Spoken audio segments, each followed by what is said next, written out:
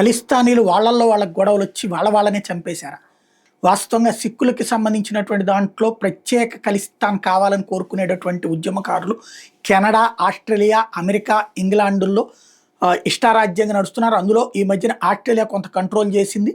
అదే సందర్భంలో అమెరికా కూడా కొంత కంట్రోల్ చేసింది. ఇంగ్లాండ్లో విచ్చలవిడితనం నడుస్తోంది. కాకపోతే ఇదివరకట అంత కాదు, కొంత కంట్రోల్ అయింది. బట్ కెనడాలో మాత్రం విచ్చలవిడితనం నడుస్తుంది. అందుకనినే ఈ ఖలిస్తానీ నాయకులందరూ కూడా అక్కడికే పోతూ ఉంటారు.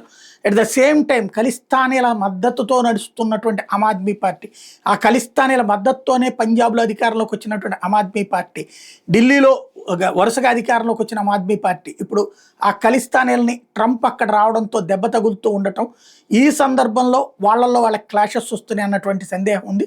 ఆమ్ ఆద్మీ పార్టీకి సంబంధించినటువంటి నాయకులైతే ఈ ఖలిస్తానీలను నమ్ముకునే కెనడా పోతున్నారు. అందులో పంజాబ్లోని డేరా బస్పీకి చెందినటువంటి వంశిక అనేటటువంటి అమ్మాయి కెనడాలో చదువుతోంది. ఆమ్ ఆద్మీ పార్టీకి సంబంధించినటువంటి పంజాబ్ నేత దేవేందర్ సింగ్ కుమార్తె. అయితే ఈ అమ్మాయి 4 రోజుల క్రితం కనిపించకుండా పోయింది. కొంతమంది ఖలిస్తానీలతో మాట్లాడుతూ ఉండగా కనిపించకుండా పోయింది అన్నటువంటి ప్రచారం జరిగింది. బీచ్ సమీపంలో ఇప్పుడు వంశిక మృతదేహం లభ్యమైంది.